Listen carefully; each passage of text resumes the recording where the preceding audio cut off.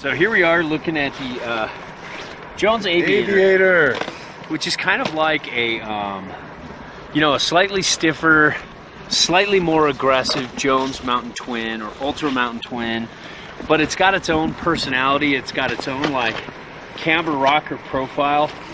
It has camber, mostly camber, but then beveled up during the effective edge into the nose and tail.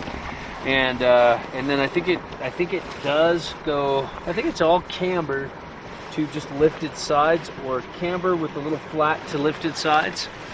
So initially it feels like it's a little more aggressive than a Jones Mountain Twin, but and it's poppy, it's snappy, it's fast.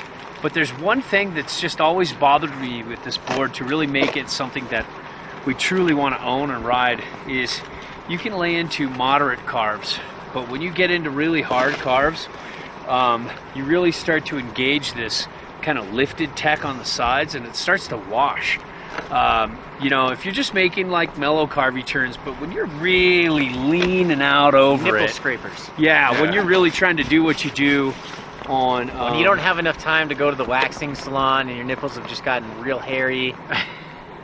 And you're just looking for a quick solution while you're up there on the mountain, you know. You don't want to lay it over on this. No, I would lay over on this so that I could scrape all the scrape your nipple off. Yeah, so that I would wash out and then scrape all my hair off my nipples. Okay. Yeah. But the other boards would hold their edge, and I'd rather carve on the Jones Mountain Twin than this.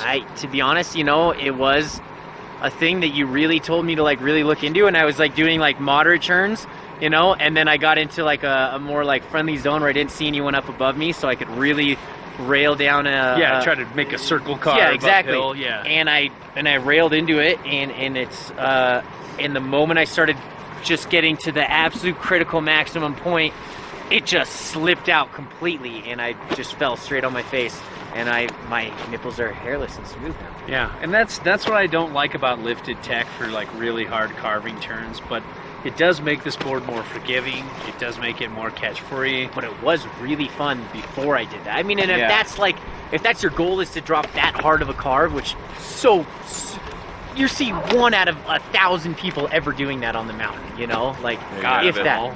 I see more than that. Out of 1,000 people coming down, you see one or two people coming down. You're like crazy statistic. And you go, oh cool, look at that person dropping some hard, like I don't know. Everybody loves it's a pleasant surprise when he sees a nipple scraper. Yeah, me too. Yeah. But I just think a board like this, that should be something that should be able to do, and I'm kind of disappointed it doesn't. And I think it's probably something you could get used to once you really get to know the tech. You'll know when to dial it back or when not to, where to, you know, put the pressure on the board, the turn. But, you know, it's a fun, you know, snappy, poppy, aggressive ride. Rides switch really well. It has pretty good edge hold. You know, they don't have the Ultra Aviator this year. They have the Project X, which is like a $1,500 board. I mean, it's like Burton's high-end boards. Yeah, just go buy it. Yeah. Don't even think about it. Yeah. The economy going. You know, we haven't reviewed it, but we're pretty sure for $1,500 this is the best board ever. The Project X is like the same technology as the Ultra Aviator, but you know, like stepped up even further. But you know, as far as the Aviator goes, technology, and I think this graphene in there. And, even if you're looking at an old Ultra Aviator, even if you're looking at an old Ultra Aviator, cured my hemorrhoids. Ultra Aviator. And this, I'd rather get the Aviator because there's not that much difference in weight, and it's a little more sturdy, and it's a little more of a board you can ride a season with. And one thing you definitely notice when you pick up this board, it is light. Yeah. It is just like, it feels so light underfoot, so snappy. You're just like, your turn's just like, boop, boop, boop, boop, and no fatigue, you know, it's just like, the Aviator, it's eponymous, you know. And forgiving, you know. Yeah. Yep. So Jimbo, what'd you think? Great. Hold pretty moderate carves with this thing. Ride switch held pretty moderate carves in that direction as well. Pretty good. Moderate pop off the nose and off the tail. Pretty quick underfoot, as Peter was saying. Light and fluffy.